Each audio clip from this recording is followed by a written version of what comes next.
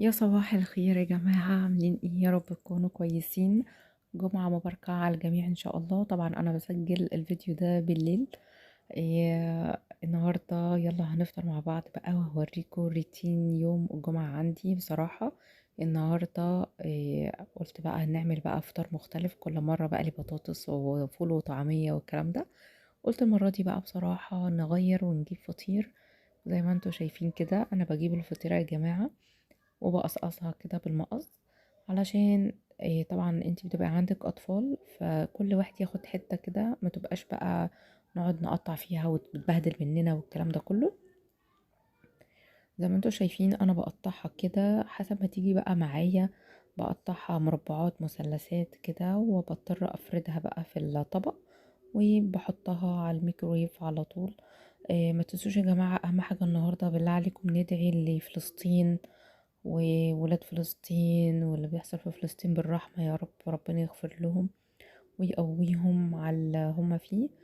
وطبعا اللي حصل في فلسطين دي حاجة عظيمة جدا. اللي حصلت طبعا انتوا فاهمين قصدي. ربنا يا رب ينصرهم ويعفو عنهم ويفك كربهم يا رب امين. ويزيح الاحتلال والكلام ده كله. طبعا انتوا فاهمين، لان معظم الحاجات ممكن يكون غلط واحنا بنتكلم، يعني المهم ما تنسوش ندعوا لهم وربنا يحميهم يا رب. ده كده يلا بينا على طول هحطه في الميكروويف. اوريكم ده كده الطبق اللي بعد ما قطعته. والناحية التانية بقى عندي جبنة برضو، عسل اسود. زي ما انتوا شايفين كده، منعا بقى ان هو يدلق والكلام ده، فالراجل بيعملوا ايه في الاسترتش ده؟ عسل وطحينة، ده طبعا اساسي في الفطير. وبصراحة محمد قال لي ما تحطيش حاجات كتيرة علشان ما تفضش، فانا اوريدي انا اساسا الفطير لما بيبقى فيه يوم فطير بعمل بيض. بس اتنزلنا عنده النهاردة وما عملناش بيض النهاردة بصراحة. فالمهم عادي العسل الاسود الجميل بتاعنا. وطبعا ما ننساش هنحط عليه الطحينة. لازم العسل مربوط بالطحينة. انا عندي بقى في البيت بيحبوا الطحينة بصراحة، بتبقى يعني كتير. هم عندنا بيحبوا الطحينة كتير في العسل. اهم حاجة تتقلب كويس علشان ما تلاقيش نفسك عمالة تاكل طحينة والعسل تحت يعني. فزي ما انتوا شايفين بقلبها كده، وبحط بقى كده بالمعلقة، لاني طبعا لو دلقت هوقع يعني. فزي ما انتوا شايفين كده كفاية قوي كده. هي تتقلب اهم حاجة. لما تتقلب بقى بيبقى بقى اسمه عسل وطحينة، ده اساسي بقى يا جماعة. والجمال بقى طعمه كان خرافة بصراحة. إيه، بس كده ده اول طبق بقى معانا النهاردة. ما تنسوش يا جماعة يوم الجمعة تصلوا على النبي 1000 مرة. اللهم صل وسلم وبارك على سيدنا محمد كده. وطبعا تستغفروا وتقولوا سبحان الله وبحمده سبحان الله العظيم. الحاجات دي كويسة جدا، انا عن نفسي بقولها كل يوم، بس بفكركم بيها. ذكرى تنفع القلوب يعني زي ما بيقولوا. تاني طبق بقى معايا، طبعا خلصنا من العسل والطحينة. تاني طبق هيبقى جبنة، المفروض ان هي جبنة قديمة، بس الجبنة اللي عندي دي هي اللي هي بيبقوا عاملينها كده، بيحطوا محطوط عليها كذا حاجة، فاهميني؟ يعني لقيت فيها قطع زيتون وكزبرة تقريبا خضرا، حاجة كده. مش هو اسمه مش صحيح، مش كده مطبوخ اللي هم عاملينه يعني. فالمهم يا حسب بقى ما انتي بتدوقيه، لو لقيتيه حادق قوي بحط عليه طحينة. انا بالنسبة لي كان لطيف، بس محمد قال لي حطي عليه طحينة علشان ايه؟ الولاد يعرفوا ياكلوا معانا يعني وكده. فالناحية التانية طبعا كنت وديت الطحينة، فهقطع عليها بقى حتة طماطم الأول كده، نحربش التحابيش زي ما بيقولوا. قطعت نص الطماطمية دي تقريبا. والطماطم يا جماعة مش عارفة عندكم بكام، بس عندي ب15 تقريبا وب12. سمعت انها نزلت بقت ب10 جنيه، مش عارفة ده صح ولا غلط. فاللي عنده طماطمية يخبيها في التلاجة بسرعة. لانها بتبوظ على طول للأسف، يعني اول ما بتطلع بره بتبوظ على طول. كنت عايزة اقول لكم ان امبارح الخميس كانت نفسيتي زيرو زيرو زيرو، يعني طول الليل عمالة اعيط. وصحيت لقيته عينيا الاتنين منفخين بمعنى الكلمة. ربنا يهدي الأحوال يا رب. الظروف كلها بقت وحشة دلوقتي، وموضوع فلسطين ده مأثر فيا خالص. انتوا عارفين ان انا اساسا كنت كنت ساكنة في رفح المصرية وحضرنا كذا، يعني حرب غزة اللي فاتت برضو كنا احنا هناك. كان موضوع بصراحة صعب صعب، يعني أكتر حد حاسس بيهم هو احنا بصراحة اللي عايشين في العريش وكده، لأن معظم الناس برضو هناك فلسطينيين وكده. فبصراحة الموضوع مأثر على نفسيتي والولاد برضو ويحيى، والضغوط الدروس والكلام ده كله. لقيت نفسي بقى ايه، انفجرت امبارح في العياط، قعدت في الشارع كده، قعدت اعيط اعيط اعيط. فقلت بقى اصحى يوم الجمعة كده، يعني ملهمش ذنب برضو الولاد ومحمد والكلام ده كله، و يعني نعمل فطار حلو كده طالما الحياة ماشية، فاهمني؟ طالما الحياة ماشية خلاص. المهم كده زي ما انتوا شايفين، حطيت الطحينة وقلبتها، وده كده يعتبر تاني طبق لينا. طبعا يوم الجمعة ده بيبقى الفطار بتاعه جميل جدا، ولازم تعرفوا الولاد ان الفطار بتاعه جميل جدا، علشان اليوم ده بنجتمع فيه كلنا الأسرة المصرية طبعا، وكمان عيد المسلمين. وانا قلت لهم النهارده ده مميز وكده عشان عيد المسلمين يعني وكده، ولازم يبقى اليوم الجمعة ده مميز كده.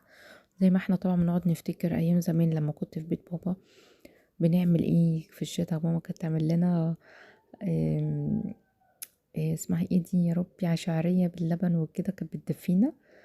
وبقية الأسابيع بقى في الصيف وكده كان دايما فول وطعمية بقى وحاجات زي كده.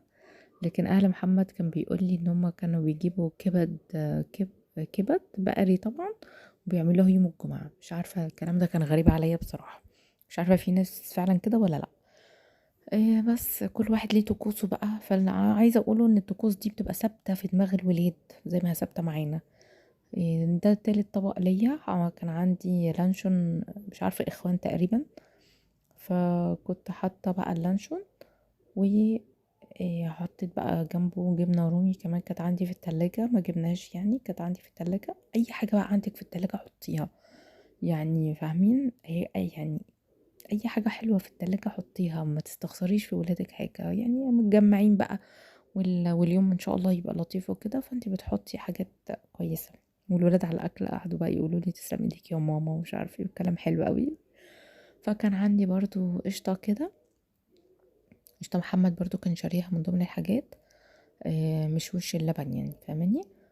هنا بوريكوا الدنش ده، كان نفسي فيه قوي يا جماعة، كان نفسي في الدنش قوي.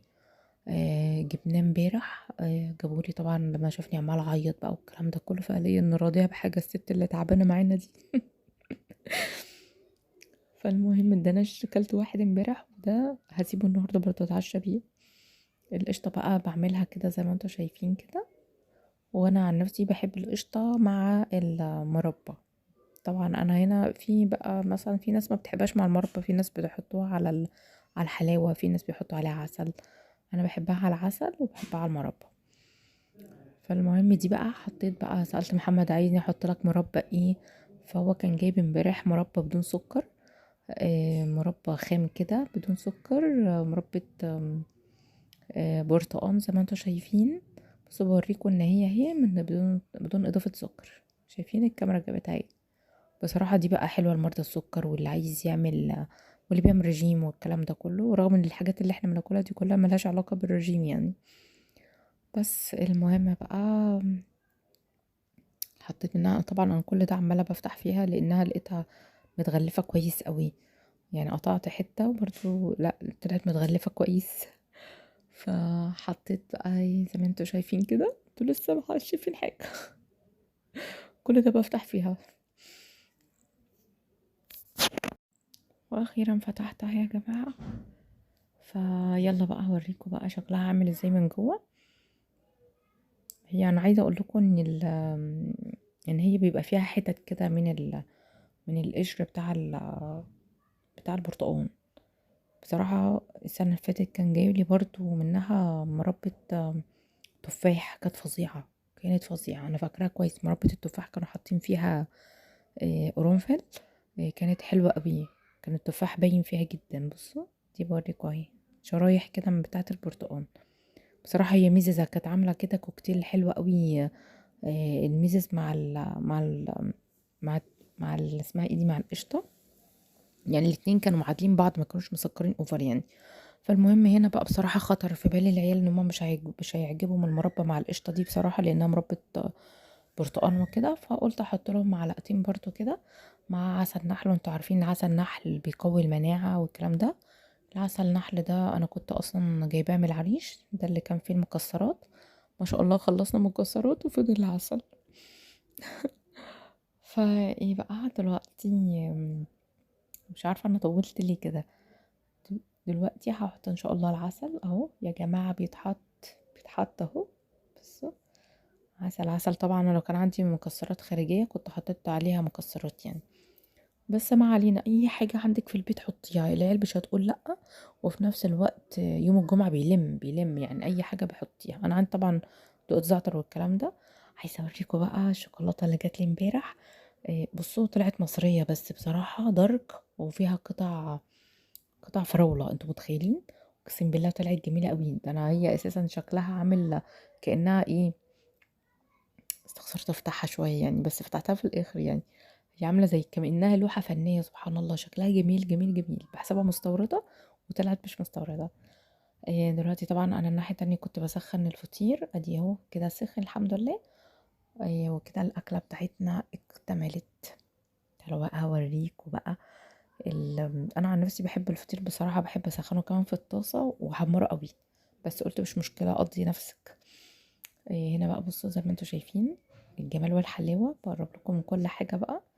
فطار لذيذ ليوم الجمعة، حلو قوي، حلو التغيير برضو. بصوا كله كده تحفة تحفة تحفة. بصوا، ألف هنا وشفا على قلبي يا جماعة. طبعا بقى كمان شوية بعدها بشويتين تلاتة كده عملت كوباية قهوة، بعد بقى ما مشيت محمد راح يصلي وروقت الصالة شوية وكده. عملت كوباية قهوة زي ما انتوا شايفين كده. قلت بقى ايه، عايزة ادوق بقى الشوكولاتة بقى، فاهميني؟ بصوا القهوة يا لهوي شكلها جميل. وطلعت المبخرة بتاعتي. بصوا المبخرة بتاعتي طبعا بتاعت الفحم الناحية التانية. وانا بعمل قهوة كنت بسخنه طبعا على النار الاول، فحم سريع الاشتعال. وبقطعة منديل كده نمسح بقى المبخرة بتاعتنا.